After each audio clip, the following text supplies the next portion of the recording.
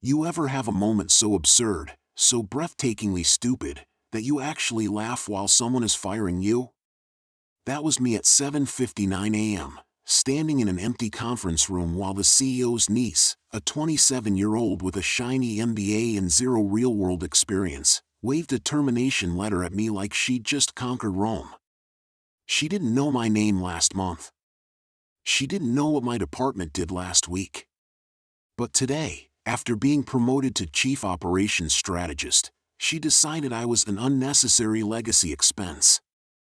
I remember blinking at her, the way you do when a toddler announces they're in charge of all electricity. She thought she'd just ended my career. She had no idea she'd just activated something far, far bigger, something her uncle, the CEO, should have remembered, the founder's clause. And she sure didn't know who actually controlled it. I walked out without a word, mostly because I didn't trust myself not to burst out laughing. She had fired me exactly 1 minute before I was supposed to join the executive strategy meeting. A meeting she didn't know I was attending not as a guest, but as the holder of a dormant authority share, bequeathed directly by the company's original founder. A share that came with one ridiculous, almost mythical power: if I was ever terminated without just cause, I had the legal right, the binding right, to call an emergency shareholder review. A review that froze operations, froze decisions, and forced a full independent audit of the entire leadership team. The kind of audit CEOs have nightmares about. A nuclear button hidden in a paragraph no one except the founder and I ever bothered to read. And she had just pressed it for me. By 9 a.m., while she was busy bragging in her office about streamlining old baggage, I was sitting across from the company attorney. He knew exactly what the founder's clause meant. His face went pale like he'd seen the ghost of the founder himself. Because the moment I invoked it, the entire C-suite, CEO included, became legally paralyzed. No sign-offs. No contracts. No mergers. No funding disbursements. No personnel changes. Nothing. Like slamming the master breaker on a skyscraper. And the best part? They couldn't undo a thing until the board convened. And the moment the board convened, every skeleton in leadership's closet would be dragged into daylight. And trust me, these people had skeletons stacked like archived documents. The first ripple hit at 9:12 a.m., when the CFO stormed into the legal floor demanding to know why his system access had been frozen. He tried his card. He tried his override code. He tried yelling at the IT director. Nothing. Every executive credential above VP level had been forcibly locked pending the mandatory audit. Meanwhile, I sat quietly behind the frosted glass wall, listening to the panic rise like a kettle. It was surreal, watching the same people who dismissed me for years suddenly scrambling, confused, powerless. Like watching wolves realize the gate behind them had been shut. At 9:26 a.m., the CEO arrived. Red-faced. Out of breath. And very, very aware that if the founder's clause was invoked, it could only mean one thing: someone at his leadership level had screwed up badly. He scanned the room, jaw tight, eyes darting, trying to guess whether this came from a board member, a hostile investor, or worse, a buried obligation he'd forgotten about. When he finally saw me sitting calmly with a folder in my lap, something in his expression flickered: recognition, dread, and a hint of memory surfacing after years of arrogance. He knew exactly what that folder represented. He slammed his hand on the conference table. "Who authorized this?" he barked at the attorney. "You did," I said before the attorney could answer. 21 years ago, when you co-signed the founder's succession protocols. His niece, the cause of all this, was standing beside him, clearly confused why her uncle wasn't proud of her efficiency. She opened her mouth to speak, but he shut it down with a look that could cut stone. The attorney slid a single document toward him, a scan of the original clause, the founder's signature, my signature, the corporate seal. Ironclad. Binding. Indisputable. You fired him, the CEO hissed at his niece. She folded her arms, launching into one of her overconfident business school speeches. He wasn't aligned with the new operational strategy. I'm modernizing. This clause can shut down our active contracts, he snarled. We have a $118 million defense supply meeting at noon. Her smugness evaporated like breath on glass. By 10 a.m., the board had convened. Not in person, no, this was an emergency-level crisis, and board members joined from home offices, airport lounges, penthouses. Some still in robes. All furious. And as protocol required, I was given the floor to explain the grounds of my invocation. So I told them the truth. Not with theatrics. Not with revenge fantasies. Just facts. A pattern of nepotism. A pattern of mismanagement. A leadership team that ordered without understanding, spent without strategy, and treated long-term talent as disposable. The founder's clause was never about revenge, it was about protection. A safeguard against exactly this kind of stupidity. I didn't embellish. I didn't need to. The numbers told the story themselves. The board listened. Took notes. Asked questions. And all the while, the CEO's niece sat in a corner with eyes wide and hands shaking, the first cracks of reality forming in her perfectly polished confidence. When I finished, the board chair, a woman who had known the founder personally, looked directly into her camera and said words I will never forget. I see now why he trusted you with the clause. The CEO sank into his chair. His niece shrank into silence. The room felt like the moment before a verdict drops. The board didn't waste time. At 10:11 a.m., the board chair requested internal logs of the firing. HR pulled the digital record, and when the footage was displayed, your classic open-floor firing, done loudly, done arrogantly, the board's reaction ranged from disbelief to outright disgust. The CEO tried to speak, but every attempt was cut off by terse commands from directors who had lost all patience. His niece, meanwhile, kept shrinking into her seat like she wished she could dissolve into vapor. At 10:20 a.m., the board chair delivered the first blow, effective immediately. All leadership decisions made by Ms. Davenport in the last 6 months are suspended pending review. The CEO tried to protest. She was acting under and your judgment is also under review, she snapped.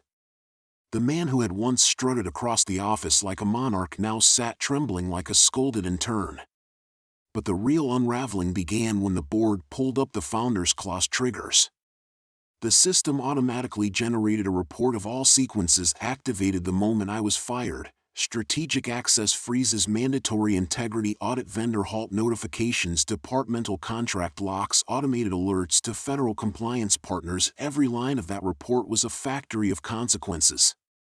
Defense contracts especially do not take kindly to sudden, unexplained leadership volatility. At 10:47 a.m., the first major contractor replied with a hostile inquiry demanding clarification. Their contract had a clause, one the board had apparently forgotten existed, that required evidence of stable governance or they could walk away penalty-free. This was a $118 million deal. Scheduled for final signing at noon. The legal team scrambled. PR scrambled. The CFO, still locked out, attempted to join through another system but was blocked again. I watched them all spin, but I didn't revel in it. I had given this company 20 years. Loyalty. Innovation. Stability. Watching them fall apart wasn't satisfying, it was simply inevitable. At 11:03 a.m., the board made the only call they could. Mr. Collins, the chair said to me, we need your cooperation. Can you reverse the trigger? And I could. But cooperation wasn't unconditional. I laid the folder flat on the polished table. I'll restore the contracts. I'll reverse the triggers. I'll stabilize the systems. But I won't do it while the people responsible for this mess still hold power. Silence. The board looked at each other, and in that silence, the niece seemed to stop breathing. By 11:10 a.m., the board voted. Unanimous. The CEO was suspended pending investigation. His niece was terminated immediately. HR was reprimanded and placed under temporary external oversight. Then the board chair turned to me. Mr. Collins, your authority as designated successor under the Founders Clause stands until the stabilization period concludes. Effective immediately, you have operational command for the next 30 days. The CEO's eyes widened. His niece nearly fainted. And me? I simply nodded. Not out of triumph. Out of duty. Because someone had to steer the ship. Someone the founder trusted. At 11:22 a.m., with the weight of the room settled, I logged into the master terminal, lifted the lockouts, restored system integrity, and sent the messages necessary to salvage the contracts. Calm. Precise. Professional. By noon, the defense deal was back on track. And the company?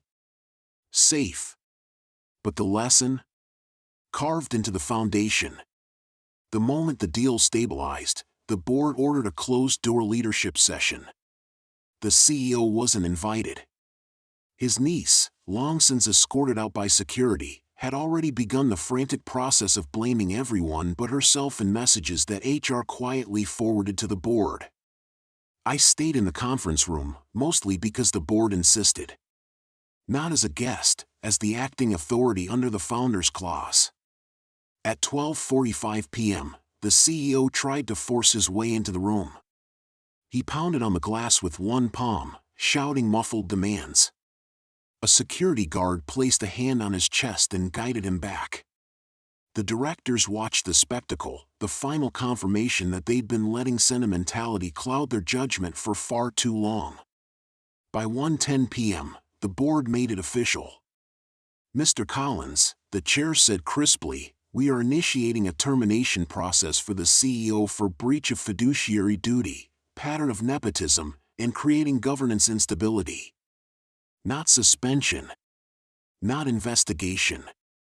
Termination. And they hadn't even reached the real fallout yet. At 1:30 p.m., the federal procurement liaison called back. I took the call on speaker so the board could hear. Mr. Collins, the liaison said, thank you for stabilizing the architecture. We were concerned the company no longer met eligibility requirements. For now, we'll continue forward. That last sentence, for now, was the sound of a billion-dollar sword hanging by a thread. The board understood exactly how close they had come to losing everything in under 4 hours. By 2 p.m., the CEO was escorted to collect his personal belongings. Employees watched, wide-eyed. Some whispered. Some stared straight ahead, trying not to be obvious. But everyone saw the box in his arms, the symbol of corporate downfall. The niece sent me a barrage of emails, accusations, apologies, pleas, threats. I didn't respond. I simply forwarded them to the board and HR. They became part of the official record. But it was 3:12 p.m. when the real turning point arrived. The board filed into the executive conference room with a document. Thick, embossed, heavy. They laid it in front of me. Mr. Collins, the chair said, the founder trusted you with his most powerful clause for a reason. We want you to return to the company, permanently, as Chief Operations Officer. With full authority over systems, compliance, and strategic governance.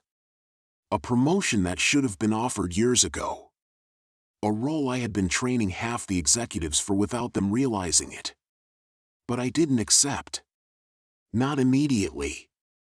I'll take the role, I said carefully, on one condition. The board leaned in. No more nepotism hires. Not one. Not ever. Anyone brought into leadership earns their place. A long silence. Then the chair nodded. Agreed. Contracts were drafted that afternoon. By 5 p.m., I was COO. By 5:30 p.m., every department had a message in their inbox. New leadership. New rules. New era. Employees cheered. Literally cheered, clapped, whistled, even shouted across cubicles. Word travels fast in places where people have suffered under arrogance for too long. And as I walked through the office, people straightened with something I hadn't seen in years: hope. Not because I was some kind of savior. Because justice had finally landed. The founder built this company on merit. His niece tried to run it on favoritism. The CEO let pride override judgment. But the founder's clause? It restored balance. Not with noise. Not with revenge fantasies. But with precision. A simple truth: if you fire the wrong person, the whole company feels it. If you empower the right one, the whole company rises. And by the next morning, when I stepped into the CEO's former office, now mine, I looked out across the city and allowed myself one quiet thought: you should never underestimate the person who built the system you rely on.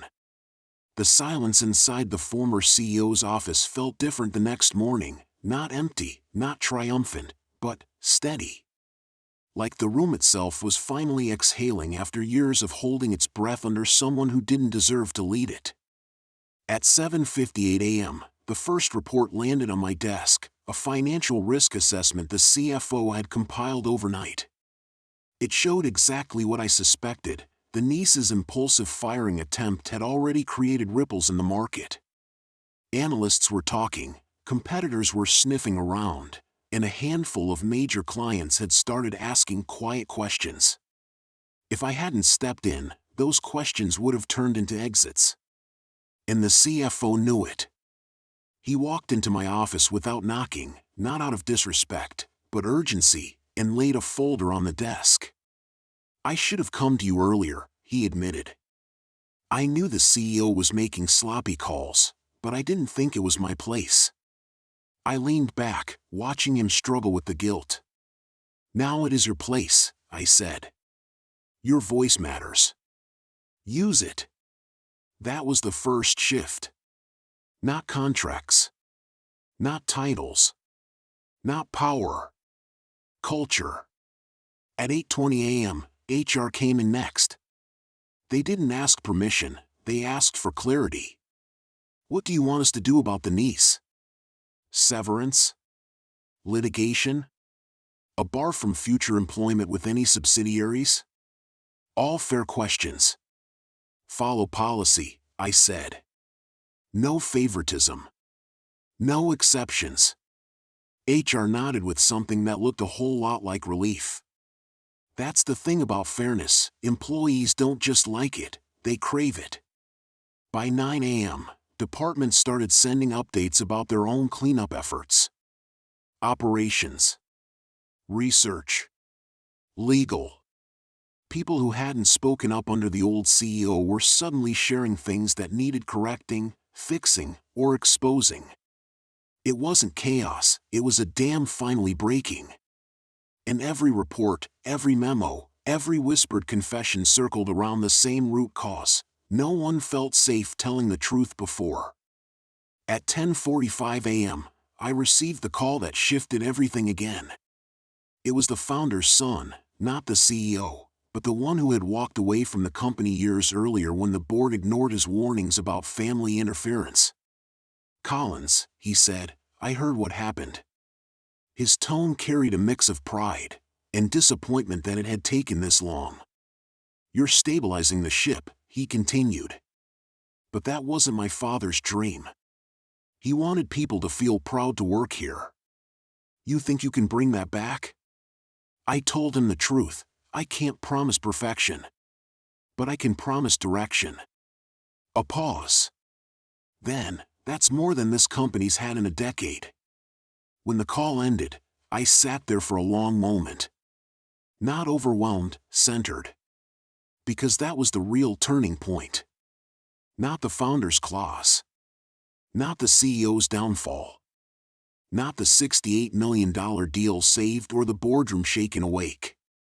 The real win was seeing the company remember who it was supposed to be. By 1 p.m., the board met again to finalize transitions. They asked for my input on rebuilding the leadership pipeline. They asked for recommendations on policy changes. They asked for my vision, a word they had never once requested from me in 20 years. And when the meeting ended, employees gathered around my office just to say one thing: thank you. Not because I replaced the CEO.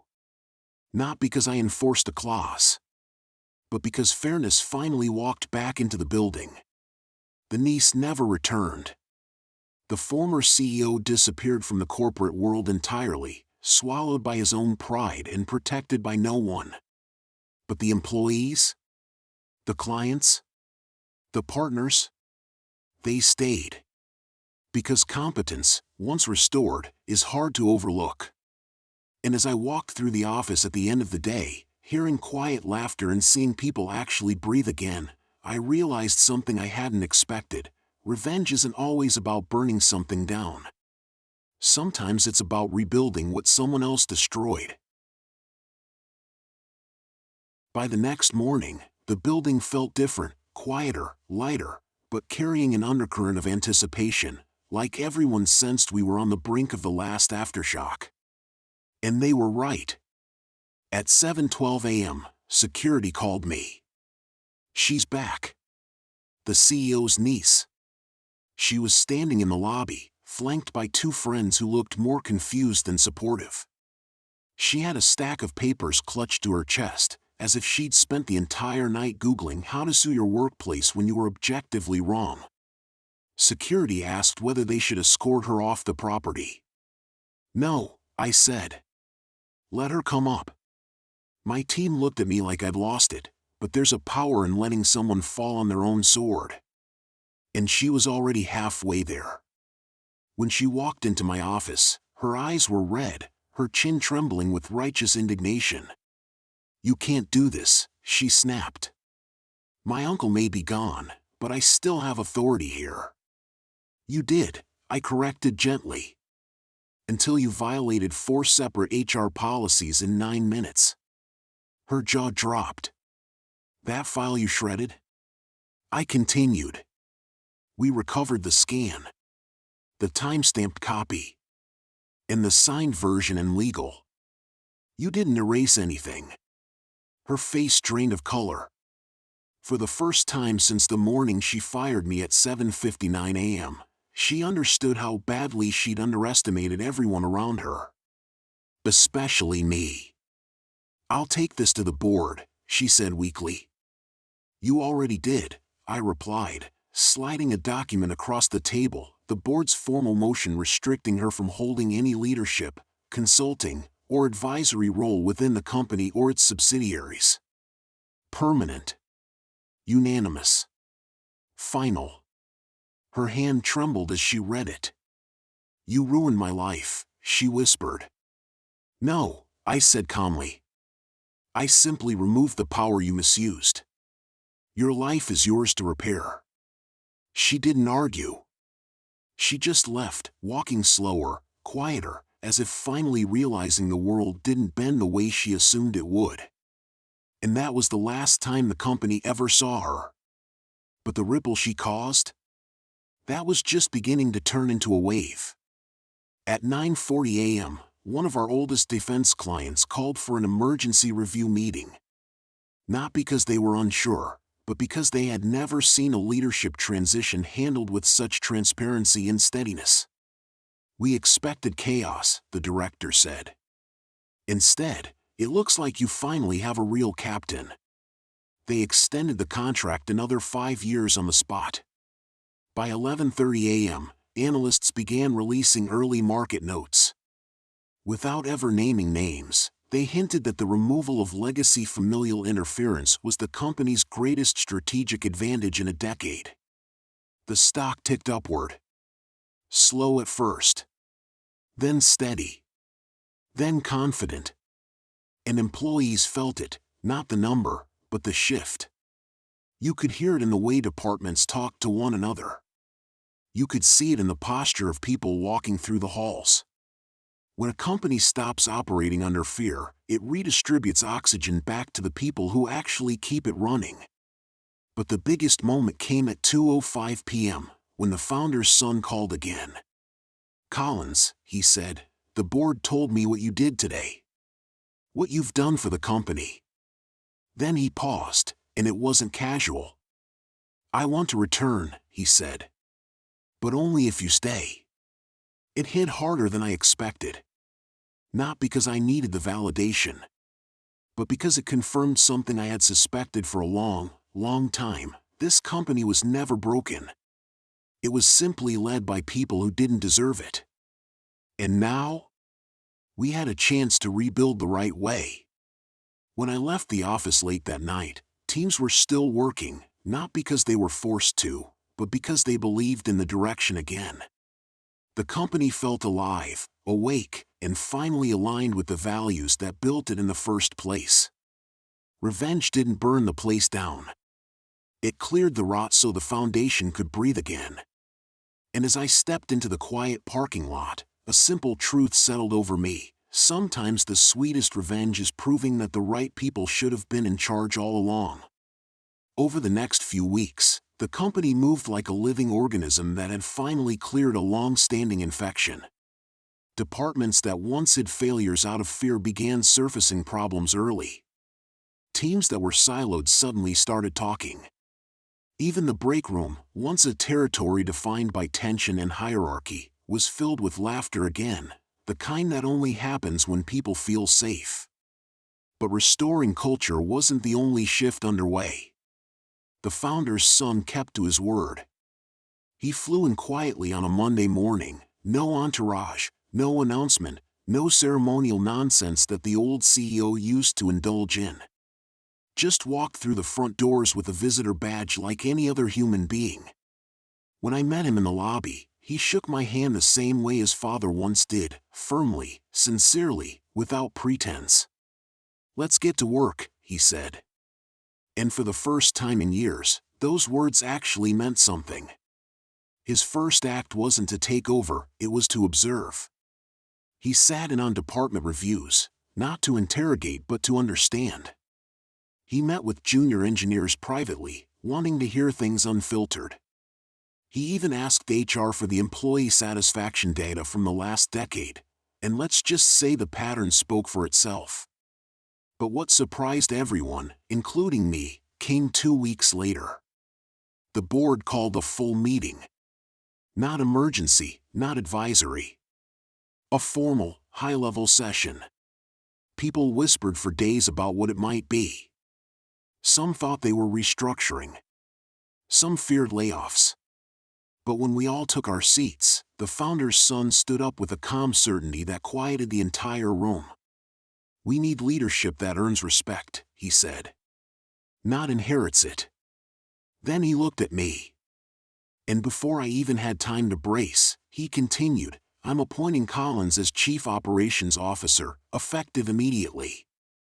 The room erupted, not with applause, but with a soft but unanimous sense of finally. Even the board members who barely made eye contact with me before now nodded as if this had always been the logical path. But authority wasn't the real victory. Impact was. In my new role, I had the leverage to undo nearly a decade of decay. I reinstated the technical apprenticeship program the old CEO canceled.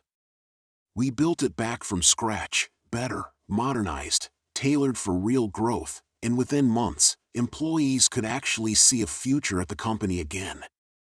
I restructured every contract process we had. No more bottlenecks designed to protect incompetence. No more power hoarded by people who didn't understand the systems. Everything became transparent, auditable, and accountable. We implemented talent-based leadership lanes instead of heritage lanes. If you couldn't do the job, you didn't keep the title.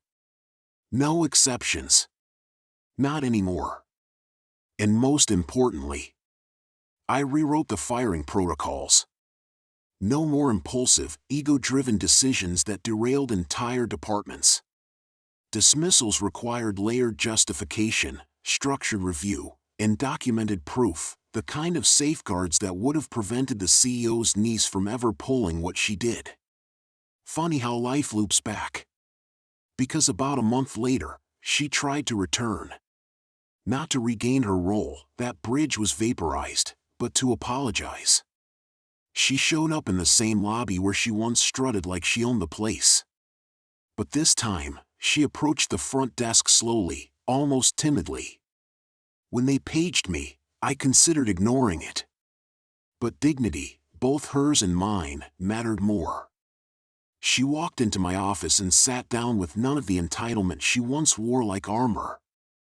"I ruined everything," she said quietly. I didn't understand what I was destroying.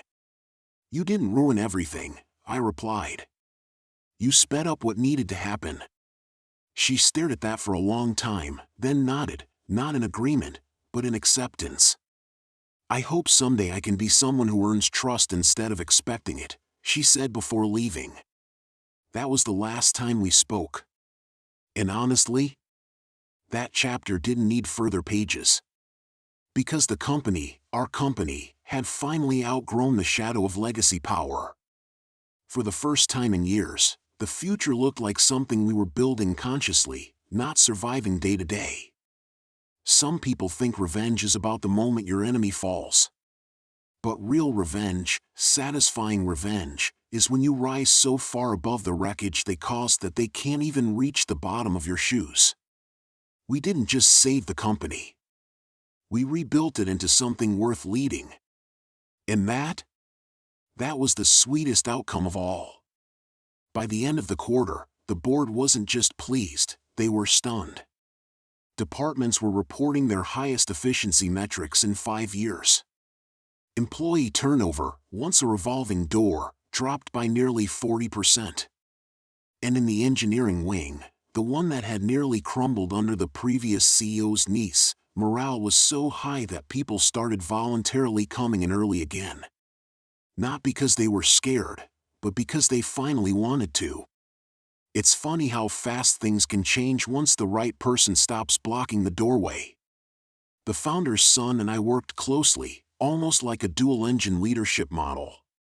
He handled the big-picture corporate vision, I handled the operational transformation from the inside. It was a rhythm that made sense. He inherited the company, but I understood it. Still, there was one thing we hadn't touched yet. Something big. Something that would redefine everything. The Founder's Charter.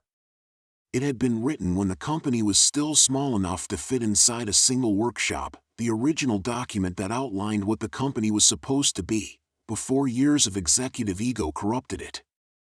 Think of it like a constitution that had been quietly collecting dust while power-hungry leadership ignored every principle it stood for.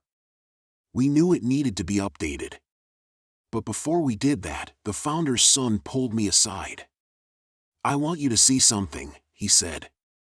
We walked down to the archives, the real archives, not the polished corporate ones with staged photos and PR-filtered histories. This was the basement-level vault, filled with old blueprints, early prototypes, handwritten notes from when the company was barely more than a garage project. But he went past all of that. To a small, locked drawer. When he opened it, the document inside wasn't typed. It wasn't framed. It wasn't even preserved properly, just folded paper yellowed by decades of air. The founder's letter. Addressed to whoever ran the company after his son. "Read it," he said quietly. I unfolded it carefully. And the first line nearly took the wind out of me. "If you're reading this, the company may have lost its way. Choose leaders of character, not blood." The founder's son watched my expression, then pulled up a chair. "He wrote that when I was 16, he said. He didn't know if I'd be worthy. He didn't know if I'd care. And honestly, he was right to question it. It struck me then, he wasn't just trying to fix his father's company. He was trying to live up to a standard he wasn't sure he deserved. But the last paragraph? That one changed everything. If at any point my successor fails this responsibility, restore the company to the person who held it up when others tried to break it. At first, I didn't process it. Then it clicked. He wasn't showing this to encourage me. He was showing it to prepare me. "You're the one who held this place together," he said. My father understood something about leadership that my aunt, and her daughter, never could. Blood means nothing if the hands aren't steady. I sat there, stunned, the letter trembling slightly between my fingers. "The board will need to see this," he continued. "And when they do, they'll understand why I'm proposing what comes next." I swallowed. "What comes next?" He smiled, not arrogantly, but with the quiet certainty of someone finally stepping into the role he was meant to fill. "A transition plan," he said. "One where I move to the strategic seat, and you take the operational helm. Permanently. Chief executive. The position I never chased. The position I never needed. But the position the founder himself had quietly earmarked, decades ago, for someone exactly like me." And before I could respond, before I could even breathe, he added, "Let's take this company back to what it was meant to be." The road ahead wasn't going to be easy. But for the first time in years, it felt like destiny wasn't something stolen or inherited. It was something earned.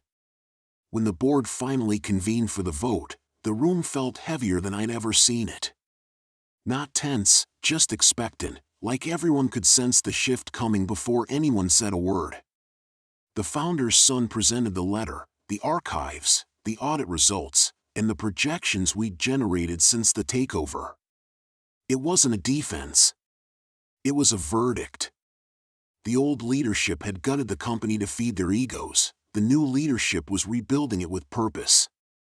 Then it came time for the final decision: full reinstatement of the founder's charter, restructuring of the executive hierarchy, and permanent removal of the corrupt branch of the CEO's family, including the niece who'd fired me at 7:59 a.m.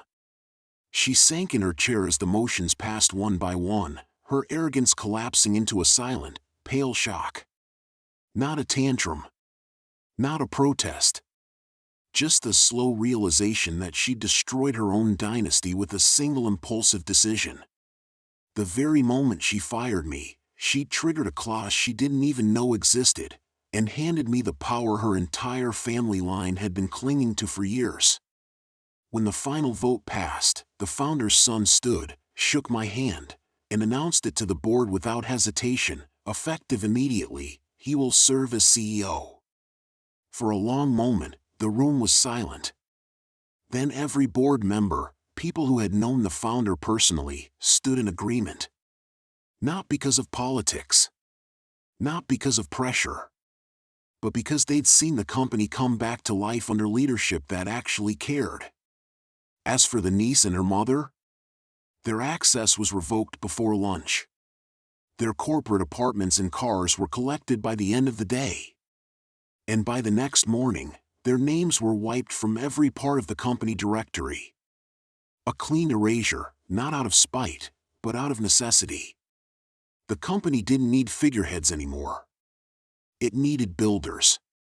I went back to my office, my new office, and looked out over a company on the verge of its next chapter. Not built on fear, not built on entitlement, but built on a truth the founder understood long before any of us got here: leadership isn't inherited. It's earned. And sometimes all it takes to reset an entire empire is one person refusing to break when everyone else does. The niece fired me at 7:59 a.m. thinking she'd ended my career. By 9 a.m., I had ended her legacy. And by the next quarter, we had built something better than anything her family ever imagined.